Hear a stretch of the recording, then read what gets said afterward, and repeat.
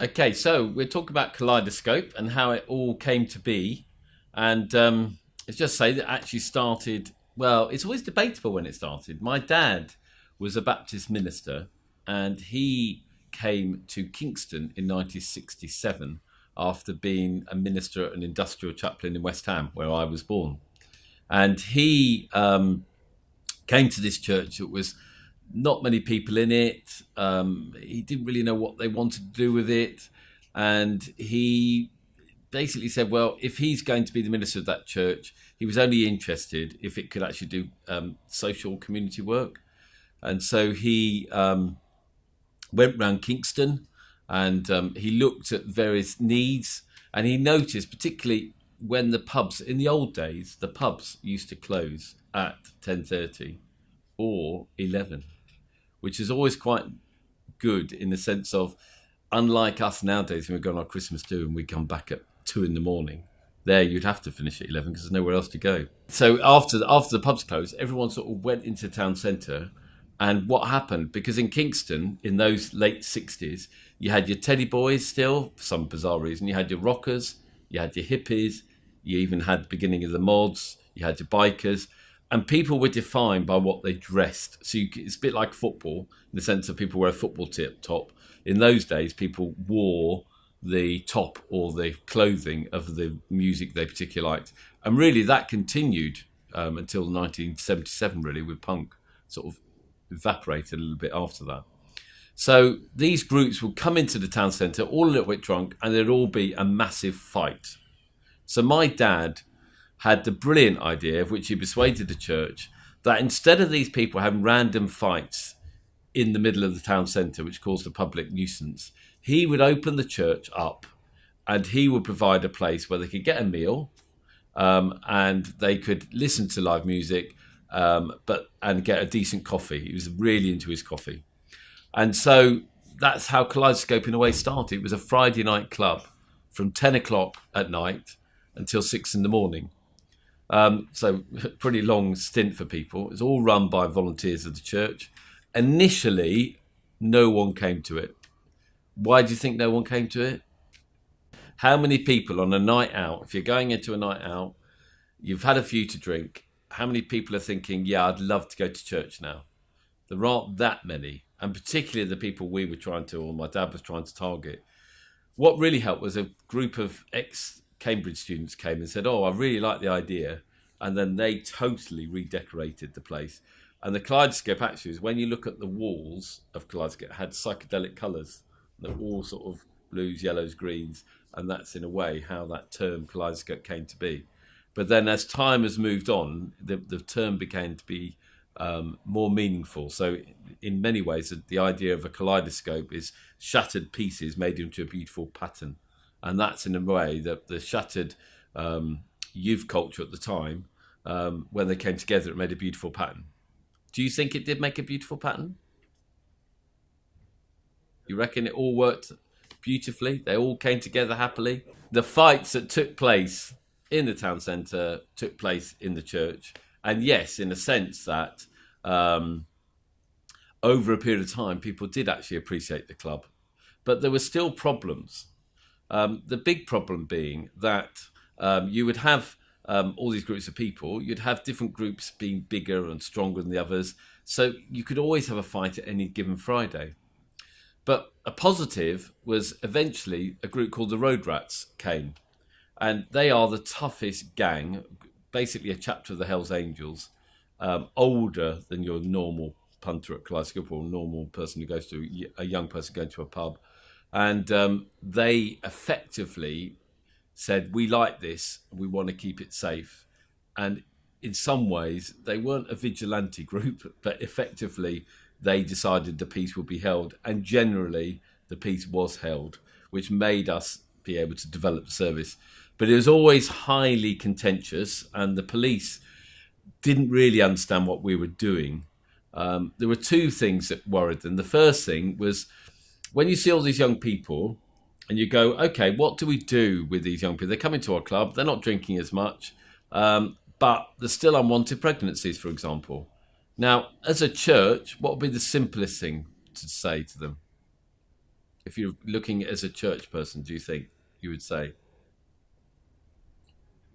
don't do it? I mean, no sex, please, we're British. But also in terms of the normal traditional religious responses, you don't have sex outside marriage. So we should be proclaiming the gospel and saying you should only be together when you're in marriage. Well, that's impractical amongst young people, particularly in the late 60s, the summer of love. And even now, it would not be a realistic message to give to most people who are not sharing your religious view anyway.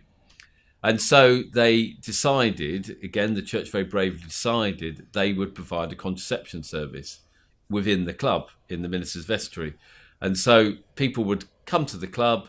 If you wanted some contraceptive advice, you could go and see a volunteer nurse who was one of the church people, and she would provide contraception. And there's a really sort of funny picture, which we don't have, sadly, somewhere in the newspaper cutting, of my dad in his ministerial garb, even with a black cloak. And there's a massive lorry of condoms, Durexes, and he's getting his massive box of condoms straight to the club. So it makes a very, very classic picture of contrasting values. But in many ways, that illustrates Kaleidoscope. A lot of the churches around didn't like what Kaleidoscope was doing, but it seemed to us to be the right thing. So the sexual health service started in the club. But again, you're in the late 60s. What was the other big issue? Was drugs. And particularly in nice middle-class areas. Drugs was not a problem, as it sometimes is today in your post-industrialised society, amongst unemployed, amongst people who are really struggling in life. Drugs were primarily taken by the hippies originally, who had been to India and had money to do that, had come back, started taking the same drugs again, but this time purchasing them and then sharing them with their friends. The friends enjoy it. So it was a very middle-class, upper middle-class occupation, so to speak. So much so that I think one of our clients was related to it, was the son of a cabinet minister, for example. So being in London wasn't that unusual.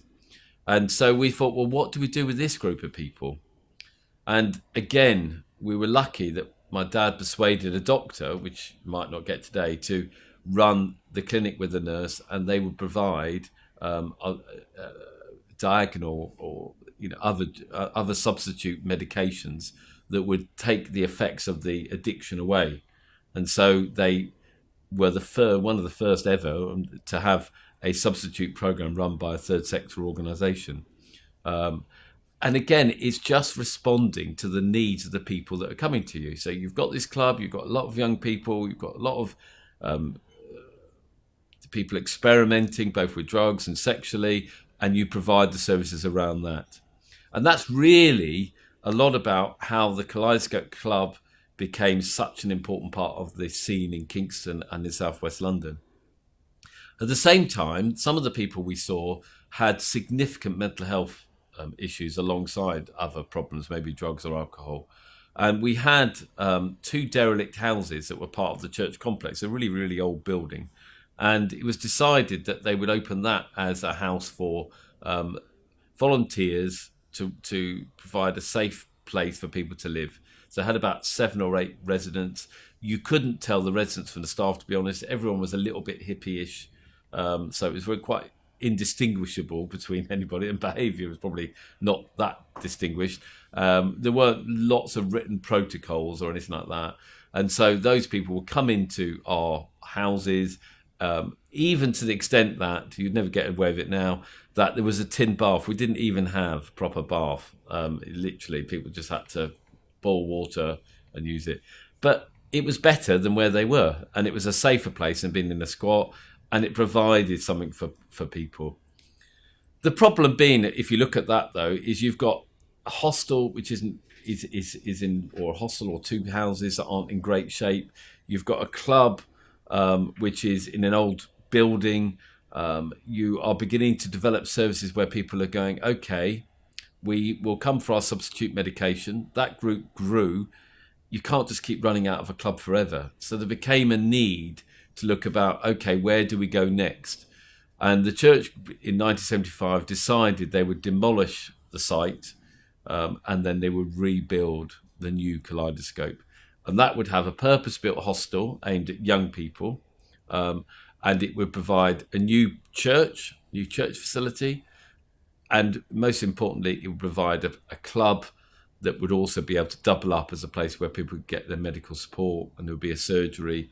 And we therefore pitched the idea to various bodies, and we got funding for it. We're able to employ staff, because up until that point, virtually all the staff were just volunteers. So really, from about 1977, things started to ramp up because we opened the new facility.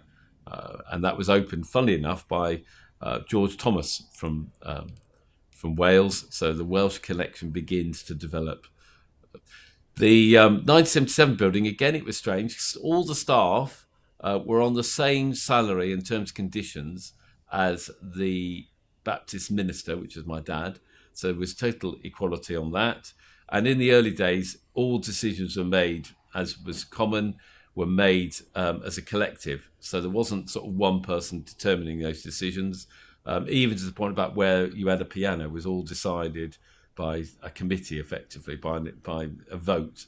So it was very, very, in that way, bureaucratic, but also very communal, which was really positive. The reality, however, was that as the organisation grew, that didn't become sustainable. And so eventually my dad said, and he's a bit dictatorial anyway, he basically said, look, I'm the minister. I will need to decide what's going to happen in this project. And ultimately, it was my idea. So you need to effectively do what I need you to do. I will listen to people and I will take on board what you're saying. But ultimately, there has to be a decision maker. We can't spend all day trying to get to a decision. The other interesting thing with Kaleidoscope, which I forgot to mention, was that it was vegetarian. It was not. You were not allowed to cook meat on the premises. It was purely vegetarian from the very early days of 1967.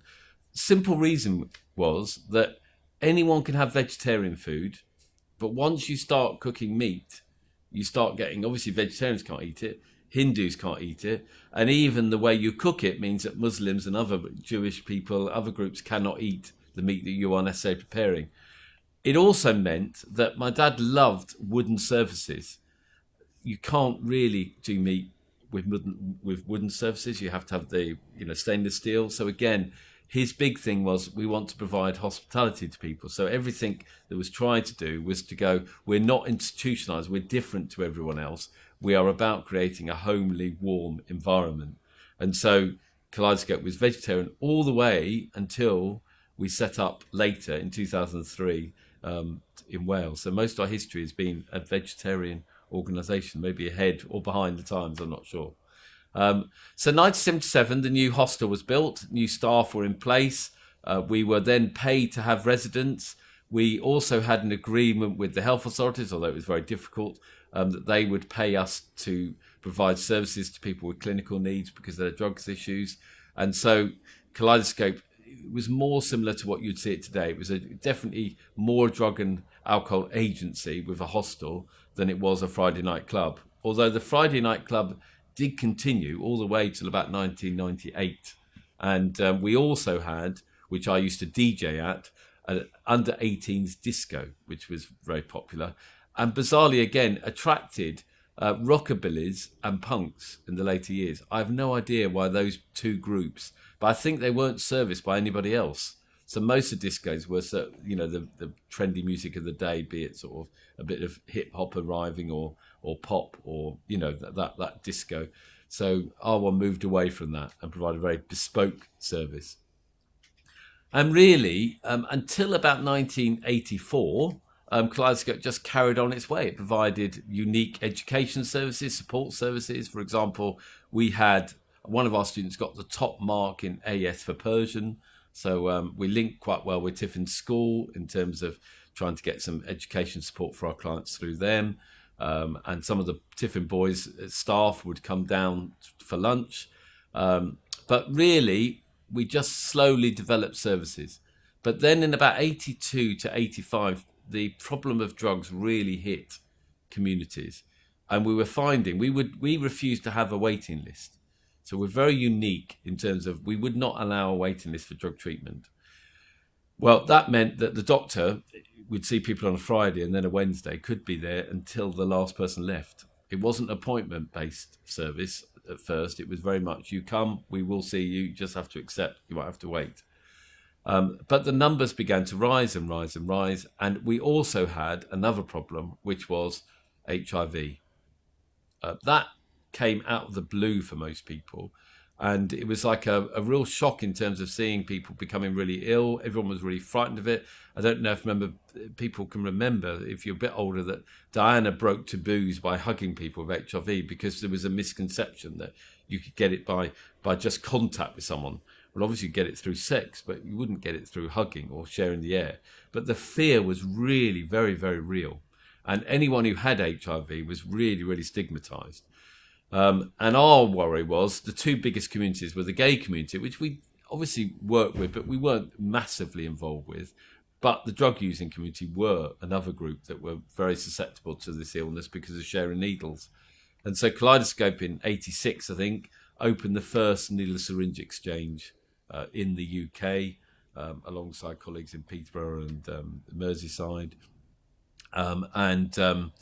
That probably was one of the most important things we ever did, because there's no doubt by opening that needle syringe exchange, it saved lives. Millions of people have died if, in fairness to the government, hadn't reacted, but it took a lot of bravery to be the first one, because there were still issues of how legal was it. But I think the government came on board very, very quickly, which meant by about 87, most areas had needle syringe exchange coverage.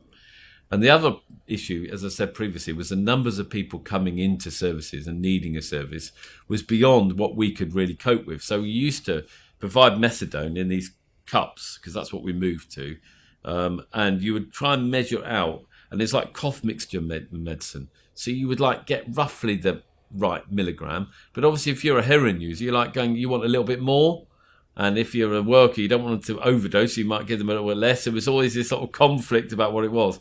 And then it was mixed with squash anyway to make sure it was consumed rather than... Problem with the tablets that we used to give out was you had to check that people had swallowed them properly, and it's almost impossible to do that. So the liquid form methadone was really good. My sister was really concerned because she was involved in Kaleidoscope at the time and was beginning to take over for my father, because it's always been an organisation that's been run by a Blake Brewer in my family. And she went to New York to see how they treated the amount of people they were seeing. They were treating about 5, 8, 1,000 people a day. And they did it through a computerised methadone dispensing system. And she saw that system, spoke to the people who were building the systems and asked would they be able to provide one in the UK. Unfortunately, they used Kaleidoscope as a pilot to bring about dispensed methadone dispensing services, which was amazing, really. And that meant we could treat up to 250 people. Again, we therefore never had to go to a waiting list. And that was vital, because if people are waiting to get into treatment, it's really, really bad news, because ultimately they will often turn to crime. They will turn to high-risk drug use, which is bad for society, bad for their health.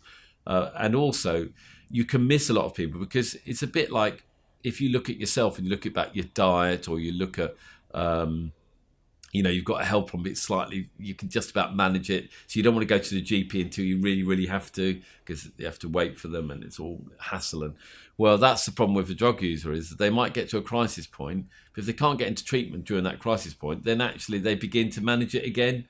Not very well, but they manage it in their cack-handed way, be it by stealing or be it by poor drug use or by dealing. And so for us not to create that problem and to allow the problem to get worse as well was really, really critical. So people getting into treatment happened. And so Kaleidoscope really then became nationally and internationally known for its drug treatment work, which meant that we went, for example, we set up the first methadone dispensing system in Nepal.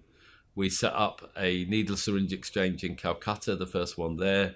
We were working with a number of different groups about harm reduction, because particularly in India, when we went there initially, it was very much about recovery, which is fine. But ultimately, what about the people who are still using drugs? And the reality is, when you go to a place like India or Pakistan and you look at some of the drug use there, it is totally understandable, but even more so than in the UK, because you've got people who are working to get money by going on the tips and trying to find any plastic or anything like that could be recycled and earn money from that. It's a horrible existence. And there is no possibility of escape from that existence. The existence they have is not caused by their drugs. The problems they have is by the poverty that there is in India and Pakistan. And therefore, actually, the drugs are about the only thing that gives them proper relief from that situation. And I remember being in, some harm reduction advice in Pakistan, which still haunts me today. They had this sort of long war. It was in a place called Peshawar. And people would smoke the opiate. And then literally some of them would just drop dead there and then. And then everyone else just carried on as if nothing had happened. So you would see these bodies just allowing to disintegrate because no one felt they wanted to touch a drug user's body or anything like that. And I remember talking to some of the drug users who were in a better state and saying, well, when you have your meetings, why don't you just at least go to the tap there and wash your hands? And maybe, talking to some drug agencies, is there any way we can give them any fruit they can sell to try and build their self-esteem? And then about saying to them, well, when a friend dies, is there any way that you can start burying them, even if it is near where they've died? And slowly, with the drug agencies and the drug users, that started to happen in Pakistan. And that's pretty drastic harm reduction, but that's where we were in that situation. I was out there for a few months in Pakistan itself. We had a couple of workers who were seconded into Pakistan, for example. So there was quite a lot of interworking. We had a lot of visitors from India, from Russia, from Bulgaria, from around the world trying to see how we were doing the work we were doing. We also had innovative things like, for example, for our clients, we had a creche. So, and it was quite amazing because you'd have the children of clients, and we had the World Health Organization come to visit, and they observed our children, and they said those children are as challenged as many of the children they see in the third world. A lot of the 3-year-olds, for example, didn't know how to use a knife and fork. They only use their hands. Their literacy skills or verbal skills were way below what you'd expect of the age they were in. So real problems. And you look at that now and we realise that then feeds a generation later on of people with serious problems. And they were some of the children that were being supported by the creche we were running. And I think the idea of Kaleidoscope was very much that we wanted to improve the well-being of the drug-using community that we're coming, as well as the individual. The fault, you could say, with Kaleidoscope is we're very much focused on the now of where people were. We're focused around trying to support them and their families, but maybe we weren't really that much focused on the recovery aspect of life, which I think in a way we got when we came to Wales. And how we end up in Wales is an interesting one because Kaleidoscope had proven itself successful, had an international reputation, but it was still very small, church-based community providing services in Kingston upon Thames. When I became the CEO, I always had this vision that actually Kaleidoscope could go further afield. And I think there probably was my experience of working in India and Pakistan on behalf of Kaleidoscope, which is sponsored by the European Commission, that made me sort of feel actually we could provide the service elsewhere. And a number of different local authorities approached us about trying to provide a rapid prescribing service. But they always said we had to use their premises and we had to use their staff, and effectively, how could we provide a unique service to people if you're just really just managing an old-fashioned service? I remember saying to one that, I'm not saying we're a Rolls-Royce, but, you're admitting to us you've got a failed drug system, and then you're still making me work with the consultant doctor who's led that failed drug system. So in a way, you're the larder and we're the Peugeot. And I don't want to just be providing the worst possible service, really.